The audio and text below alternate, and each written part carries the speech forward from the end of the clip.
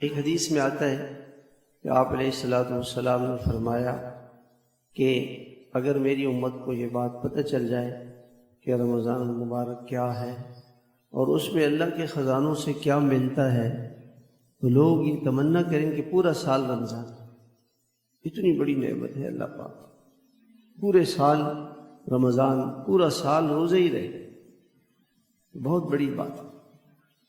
آپ علیہ الصلوۃ والسلام نے فرمایا کہ رمضان المبارک کے روزے اور ہر مہینے کے 3 روزے، رمضان المبارک کے روزے رکھ لیے، پھر اس کے بعد 3 روزے رکھیں، ایام بیض کہلاتے ہیں، 13، 14، 15، یعنی اسلامی مہینے کے اعتبار سے 13، 14، 15۔ تو یہ روزے جو آدمی رکھے گا اللہ تعالیٰ اس کے قلب کو پاک کر دیں گے، گناہوں سے پاک ہو جائے گا۔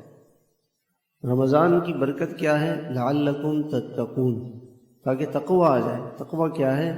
کہ اللہ سے ڈر کر، اللہ کے خوف سے انسان گناہوں سے بچ جائے، اور تقوی بہت بڑی دولت ہے۔ تو فرمایا کہ رمضان کے روزے اور مہینے کے 3 روزے یہ دل کو پاک کر دیتے ہیں، دل کو نور سے بھر دیتے ہیں، اور دل سے وسوسے اور کھوٹ کو ختم کر دیتے ہیں۔ جو آدمی یہ چاہتا ہے کہ جی میرا دل اعمال میں لگا رہے، اعمال سے لذت آئے، تو مہینے کے 3 روزے رکھیں، ہر مہینے کے 3 روزے، کوئی مشکل نہیں۔ 27 دن ہم کھاتے پیتے رہیں، 3 دن سردیوں کے روزے تو کچھ بھی نہیں۔